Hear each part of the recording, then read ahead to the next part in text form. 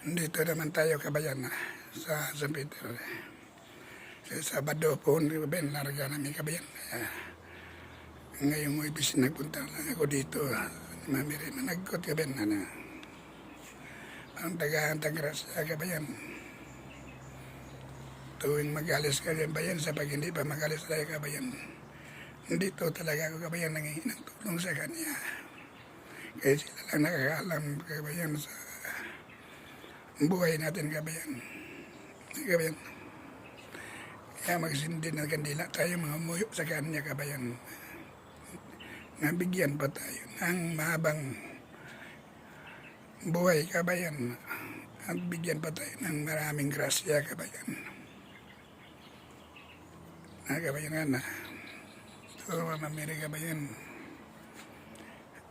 Sindi na ako ng kandila kabayan. Palis kami sa Sabado. Puhon pabutong basigol lawas. Handa na magalis. Kasi nakapunta na ako dito. Nagsindi ng kandila at nahinang pangumuyo sa ni Mamiri kabayan. At lalo na nagpasalamat ako kabayan sa sakit ko kabayan. Kasi natakot ako talaga kabayan nga. Sabi sa doktor kung hindi raw cancer ang sakit ko. TB. Parang malungkot na ako yung sinabihan ako ng doktor kabayan. Dahil hindi basta-basta sakit ko kung totoo. Cancer. Kung hindi raw cancer, TB raw. Tapi nagpasalamat ako ni Mamiri nga. Palagi ako nangihingi sa kanina sana. Hindi totoo ang sabi sa doktor. Kaya pagbalik ko doon kabayan sa totoo lang kabayan. Sa Tumarudo. Kasi tinatawagan ako doon. At handa na talaga ako kabayan. Kung ano na ang sakit ko. Kasi sabi niya sa doktor kung hindi raw cancer TB. Pagtagal ako nagpasok lang ng klinik doon kabayan. Pero sa totoo lang, hindi pa ako nakaupo, sinabihan na ako doktor. Contraction di. Ang imong sakit raw ay hindi TB, hindi cancer.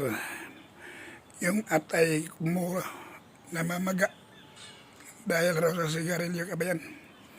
Ang saya ko kabayan, yung luha ko, hindi ko natigilan sa saya ko.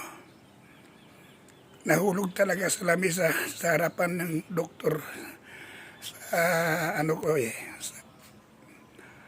sa saya ko talaga. Kaya hindi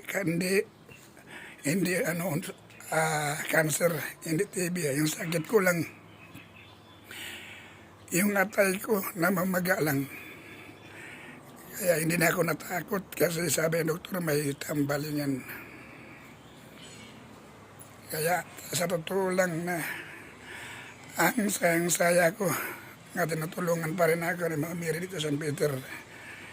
Nga hindi totoo ang sinasabi ng doktor kung hindi raw cancer TB.